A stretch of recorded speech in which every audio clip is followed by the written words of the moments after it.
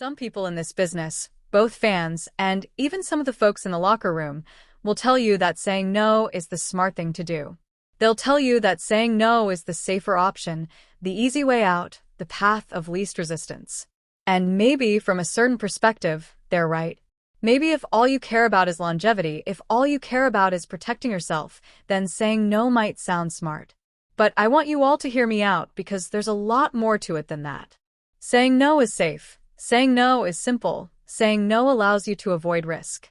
But it's that very reason that I have always chosen to say yes, because to me, the easy way out never meant the right way forward. I've got 6 appearances left on this contract, 6 opportunities to stand in this ring, to look every single one of you in the eye, to let the world know exactly what I stand for, and I'm not about to waste them hiding in the shadows. I say yes because I am, without question and without hesitation, the last real champion left in this business. And I don't say that lightly. It's not a nickname, it's not a catchphrase, it's not a marketing slogan that some corporate team cooked up in the back. It's the truth that I've lived by since the very first day I walked into this company. And in all my years here, I've never once fought my battles behind closed doors. I've never once settled my scores in the locker room or in the hallways. Every single fight I've ever had, I've had right here, in front of the people who matter most. And that's you, the fans, the audience, the heartbeat of this entire industry. This ring, surrounded by every voice in this arena, that's where I've lived, that's where I've bled, that's where I've proved myself time and time again. To me, being the last real champion has nothing to do with carrying a title belt around your waist, because gold and leather fade. It's not about standing in the main event every night, because a headline doesn't define legacy. It's not even about being the so-called face of a company, because that spotlight shifts, it changes, it moves on. The last real champion is about something deeper, something purer, something that no corporation, no contract, no statistic can ever take away.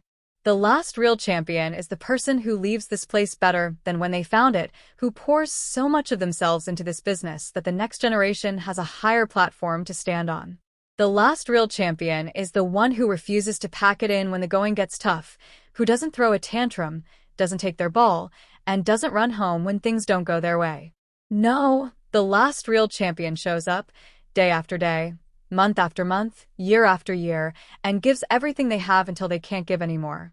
And to be a true champion, you operate with 3 things that I've lived my entire career by: hustle, loyalty, and respect. Hustle means outworking everybody else, pushing yourself when your body says stop, training harder, fighting harder, refusing to coast even when you're at the top. Loyalty means standing by your word, standing by your team, standing by this ring, and this business, no matter what storms hit. And respect? Respect is for the craft, for the audience, for every single man and woman who steps between these ropes to give their all. That is what I believe in, and that's why I've always stood tall. Whether I'm the first match of the night, the last match of the night, somewhere in the middle, or not even on the card, I know that every time I walk down that ramp, this is an opportunity to create something unforgettable.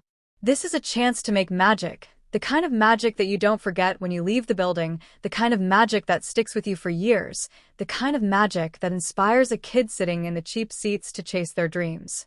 And because of that, you don't hold back. You don't give 50%, you don't save energy for tomorrow, you give it all, right here, right now. That's what I've always done. That's what I'll always do, and that's why I stand before you calling myself the last real champion.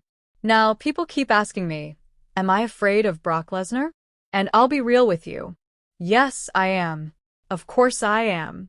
You'd have to be out of your mind not to be afraid of a man like Brock Lesnar. He's bigger, he's stronger, he's faster than most human beings on this planet. He's a freak of nature, a machine built for destruction, and he's proven time and time again that he can end careers with a snap of his fingers. So yes, I'd be lying if I stood here and told you there was no fear. Fear is real. But here's the thing. Fear doesn't control me. Fear doesn't dictate my choices. Fear doesn't stop me from stepping into the fight. Could I fail against Brock Lesnar? Absolutely. Failure is always a possibility when you put it all on the line. But the bigger question is, will I back down? Will I tuck my tail and walk away? Will I quit before the battle even starts? And the answer to that, with every ounce of truth in my soul, is hell no.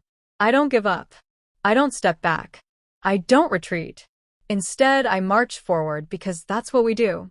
We don't run from the storm. We become the storm. We take the fight straight to the beast, no matter how dangerous, no matter how brutal, no matter how high the stakes are, because that's what this business demands, and that's what you all deserve. And I want you to listen to this energy right now, Brock. Hear it, feel it, soak it in. This isn't just a crowd making noise. This is the sound of belief, the sound of hope, the sound of an entire universe standing behind me. This Saturday, at WrestlePalooza, we are about to step into history.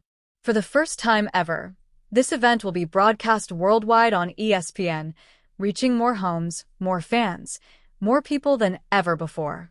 This is more than just another match, more than just another night. It's a generational clash, the final showdown between two forces who have defined this era. It's the beast against the last real champion. It's destruction against resilience.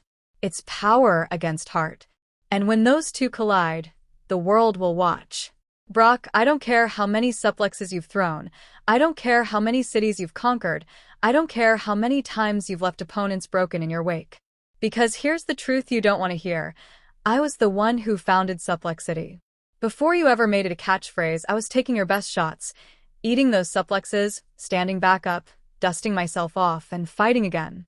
For over 2 decades, you've tried to put me down, and yet here I am, still standing, still breathing, still fighting, still refusing to quit. I've survived every storm you've brought my way, and I'll survive the next one too. Look at that guy in the crowd right now holding a sign that says my jorts are stronger than your jeans. That's not just a funny line. That's the truth. It's about toughness, durability, and the spirit that refuses to tear no matter how hard you pull at it. And this Saturday, when that bell rings, I'll be ready for war. Not just a match, not just a contest, not just another night on the calendar. This is war. And when you come for me, you better come with everything, because I'll be giving everything I've got. You want some, Brock? Then come and get some, because I'll be right here waiting for you, ready to go to hell and back to prove, once and for all, that the last real champion never dies.